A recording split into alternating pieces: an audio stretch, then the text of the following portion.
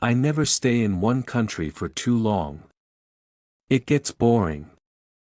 I like to move, see new places, and meet different people. Most of the time, it's a good life. When I need money, I pick fruit. In Europe, you can find fruit picking work almost all year. You just need to be in the right country at the right time. Of course, it's not easy work, but the money isn't bad. In winter, I always go south because life is easier in the sun. Northern Europe gets very cold during that time. Last year, in 1989, I was in Venice in October. I worked in a hotel for 3 weeks. Then, I slowly started moving south. I always travel by train when I can. I like trains, you can walk around, and you meet a lot of people. I left Venice and went to Trieste, where I bought a cheap ticket for a slow train to Sofia, Bulgaria. The train passed through Yugoslavia, and the journey took about a day and a half. But I didn't mind. The train left Trieste at 9 o'clock on a Thursday morning. At first, there weren't many people on board. But when we reached Zagreb, more passengers got on. 2 girls walked past my carriage, looked inside, but didn't enter. Then, an old woman came in, sat down, and quickly fell asleep. A little later, the 2 girls passed by again and looked into my carriage once more. After the train left Zagreb, I watched the scenery through the window for about 10 minutes. Then, I fell asleep too. When I woke up, 2 girls were sitting inside the carriage. They looked friendly, so I smiled and said, "Hello, hi." They replied, "You're American, I guessed. Or maybe Canadian." The taller girl smiled. "American." Then, she surprised me.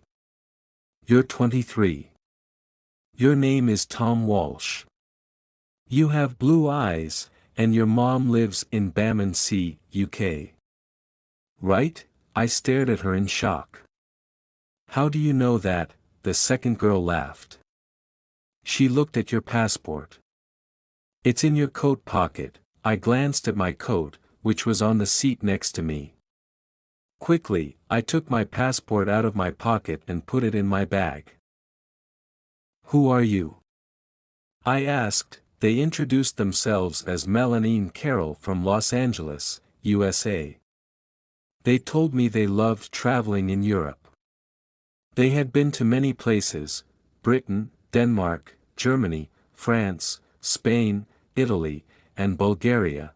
"I'm going to Bulgaria now," I said. "I'll stay for about a month, then head south for the winter. Maybe Cyprus or North Africa." "Oh, we love Bulgaria," they said. "Sofia is a great city. It's wonderful." "What do you do for money?" I asked. Carol smiled.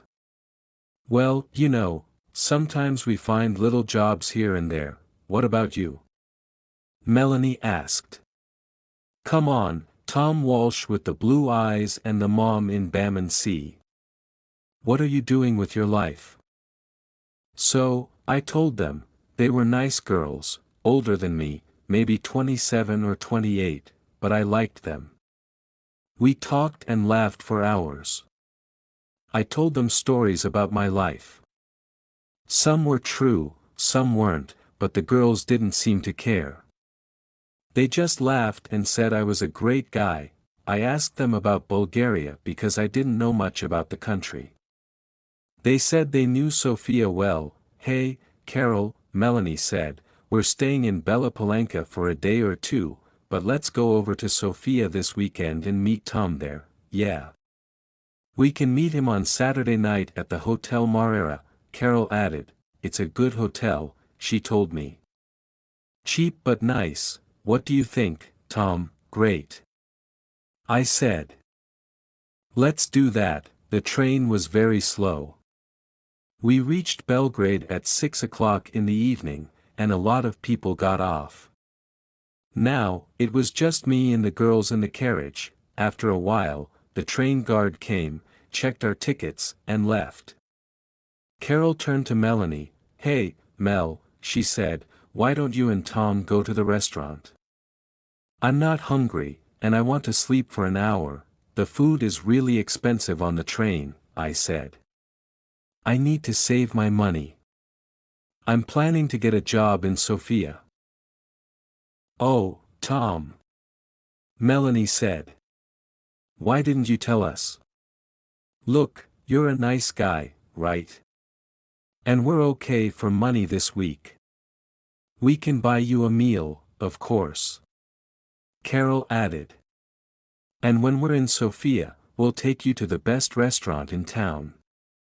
It's amazing, we love it." What could I say? I was hungry, and they had money.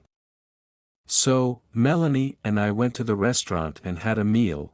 When we returned, Carol was still alone in the carriage. Melanie put her feet up on the seat and quickly fell asleep. After a while, more people got on the train. 2 old men entered our carriage. They saw Melanie's feet on the seat and started talking loudly. Carol laughed, and Melanie opened her eyes. She sat up and looked out of the window. "Are we nearly there?" she asked Carol. "Yeah, about half an hour, I think," Carol replied. "Why are you getting off at 𝘓𝘓𝘓𝘓?" I asked. "What are you going to do there?" Melanie smiled. "Find a cheap hotel, meet people, explore the town. You know, just for a day or two," Carol said. "But there's nothing there," I said. "Oh well, you never know." Melanie laughed. "See you in Sofia, right?" she added. "On Saturday night at the Hotel 𝘓𝘓𝘓, Carol confirmed. 8 o'clock, don't forget, okay?" "Great," I said. "See you there." The train pulled into 𝘓𝘓𝘓𝘓 and stopped. Melanie and Carol got off and stood on the platform, smiling at me through the window. "Saturday. 8 o'clock. Melanie shouted. "Okay." I called back, but they probably didn't hear me over the noise of the station. They smiled once more, picked up their bags, and walked away. Nice girls. They're going to have a great time in Sofia, I thought. At 2 o'clock in the morning, the train left Yugoslavia and crossed into Bulgaria. Then, it stopped at a small village, I don't even remember the name. Feeling hungry, I ate an apple while looking out of the window. Suddenly, a group of policemen swarmed onto the train. People in my carriage sat up, looking around nervously. A low murmur of conversation spread through the cabin. "What's happening?" I asked the old man next to me in Italian. "I don't know," he replied in broken Italian. "Maybe they're looking for someone." "Look, the police are taking people off the train," I followed his gaze. Sure enough, some passengers were being escorted out. Then, 2 policemen entered our carriage. One was tall and thin, the other short and fat. They scanned the faces of everyone inside, then, their eyes landed on me. "Come with us, please," the fat policeman said in English. "Me?" I asked, confused. "Why? What's the matter? And bring your bag," the tall policeman added. I wanted to ask more questions, but I knew better. Policemen don't like too many questions, especially from young guys with long hair. So, I kept my mouth shut, picked up my bag, and followed them. Inside the station building, there were even more policemen and several other young passengers from the train. Some looked scared, others just seemed annoyed. The officers were searching everyone's bags one by one. When they finished, people were allowed to return to the train. My 2 policemen led me to a table. "Your passport, please," the fat policeman said. "And open your bag." I handed him my passport and unzipped my bag. At the next table, a young policewoman with red hair was helping with the searches. She had a kind face, so I smiled at her. To my surprise, she smiled back. Just then, the tall policeman started pulling out my clothes, dirty shirts, socks, everything, until my bag was completely empty. Then, he flipped it upside down over the table. Something tumbled out. Not just something, money. Packet after packet of brand new US dollars spilled onto the table. Crisp $50 bills, neatly bundled together. A lot of them. My mouth fell open. I tried to speak, but no sound came out. Suddenly, I was a very interesting person. More policemen rushed over, standing behind me, staring at the money. $50,000. $100,000. $150,000. There's $200,000 here, the tall policeman announced. He turned to me, his eyes gleaming with excitement. What an interesting bag, Mr. Tom Walsh. I finally found my voice. But it's not my bag. I shouted. The policeman's smile widened. He reached down and held up the bag. Oh really? He said. Look. I looked, and of course, there was my name on it. It was my bag. So how did $200,000 get inside it? You cannot bring US dollars into this country, the fat policeman said. He had short gray hair and small black eyes. He never smiled, not even once. But I didn't bring them. I said quickly. They're not my dollars. I've never seen them before in my life. The station was noisy.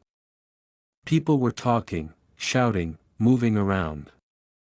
Then, out of the corner of my eye, I saw my train. It was leaving. Slowly, it began to move. Hey! I shouted. That's my train, the tall policeman laughed. He was having a great day. Oh no, he said, shaking his head. You're not getting back on that train. You're staying here with us, in our beautiful country. He smiled, big and happy. So, I never made it to Sofia on Saturday. I was very unhappy about that. I had wanted to have a little chat with Melanie and Carol. Ask them a question or two. You're a nice guy, Tom. See you in Sofia, okay? We'll take you to the best restaurant in town, yeah. Great, and I never made it to Cyprus or North Africa that winter either. Oh well, I live and learn. Life in prison isn't easy, but at least it's warm in winter. The food isn't bad. And I'm meeting some interesting people. There's a guy from Georgia, USSR, Boris. He's from a place by the Black Sea. A great guy. When we get out of here, we're heading to Australia. Maybe Brisbane. Maybe Sydney. Get a job on a ship, start a new life, yeah. Next year is going to be okay.